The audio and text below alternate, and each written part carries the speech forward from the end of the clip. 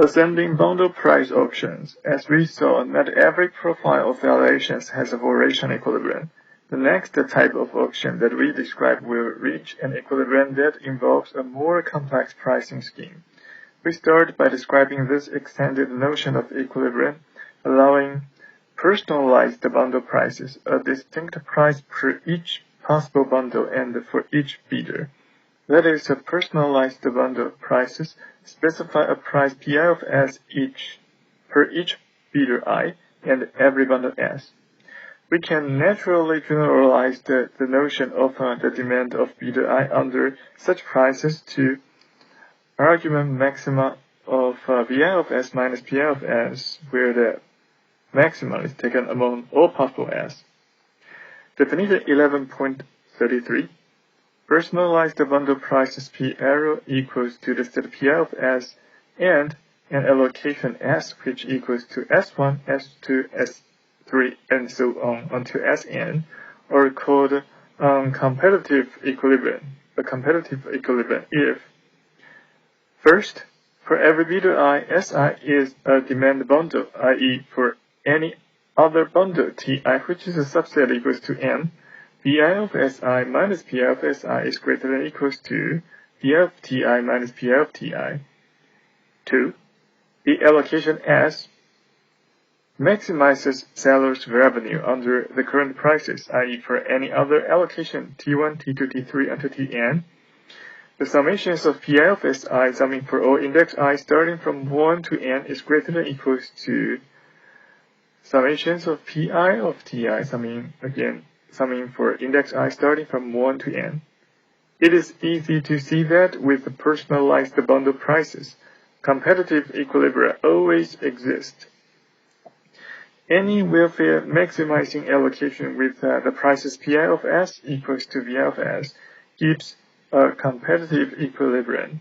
This may be viewed as the second welfare theorem. See theorem 11.15 for this setting. Even this weak notion of equilibrium, however, guarantees optimal social welfare. Proposition 11.34. In any competitive equilibrium P arrow S, the allocation maximizes social welfare. Proof. Let P arrow S be a competitive equilibrium and consider some allocation T equals to T1, T2, T3 until Tn. Since Si is a demand bundle under the prices Pi arrow for every bidder I, we have that Vi of Si minus Pi of Si is greater than or equals to Vi of Ti minus Pi of Ti. Summing over all the bidders together with the summations of Pi of Si summing with index I starting from 1 to n is greater than or equals to the summing of Pi of Ti summing with index starting from 1 to n. We get that the welfare in the allocation S exceeds the welfare in T. Several iterative options are designed to end up with a competitive equilibrium. Figure 11.4 describes a typical one. At each stage, the auctioneer computes a tentative allocation that maximizes his revenue at the current prices, which we view as the current bids. All the losing bidders then raise their bids on their currently demanded bundle.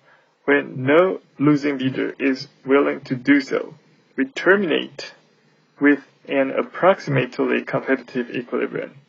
Definition 11.35. A bundle S is an epsilon demand for a player I under the bundle prices Pi arrow if, for any other bundle T, Vi of S minus Pi of S is greater than or equals to Vi of T minus Pi of T minus epsilon. An epsilon competitive equilibrium is similar to a competitive equilibrium, definition 11.33, except each bidder received an epsilon demand under the equilibrium prices. Theorem 11.36, for any profile of valuations, the bundle price auction described in figure 11.4 terminates with an epsilon competitive equilibrium. In particular, the welfare obtained is within n epsilon from the optimal social welfare. Proof. At each step of the auction, at least one price will be raised, since a bundle price will clearly never exceed its value. The auction will terminate eventually, although this may take exponentially many steps, since the allocation at each step is clearly revenue maximizing. It suffices to show that upon termination, each bidder receives an epsilon demand. Losing bidders will clearly receive their demand, the empty set, since this is the condition of termination.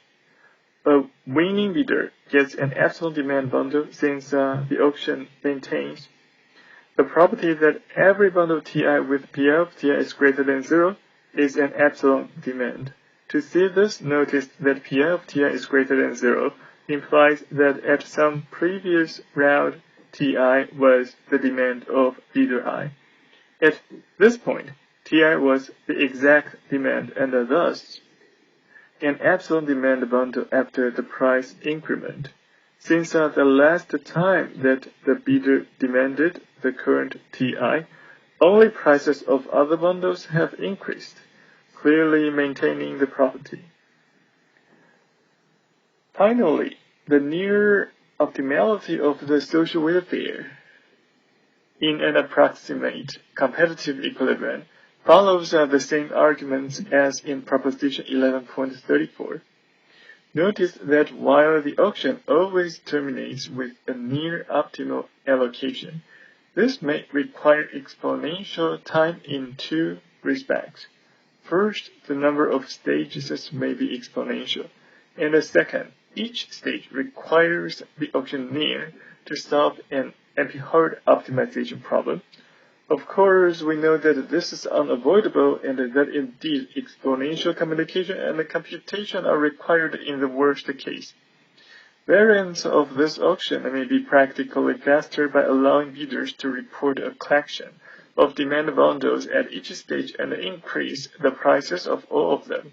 In particular, prices of supersets of a reported demand bundle can be, without a loss of generality, maintained to be at least as high as that of bundle itself, without loss of generality.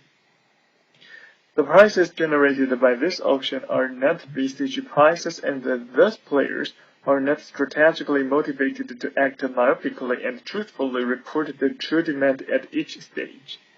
One weak positive equilibrium property is achieved when each bidder is committed in advance to act according to a fixed valuation, proxy bidding.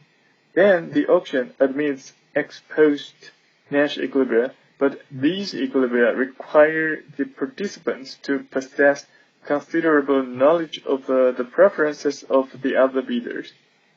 More complex variants of the auction may charge VCG prices from the bidders rather than the equilibrium prices obtained. While this will have the obvious advantage that truthful bidding will be an ex post Nash equilibrium, it turns out that this will lose some nice properties possessed by the equilibrium prices reached, like resistance to bidder collusion and to false name bids in some settings.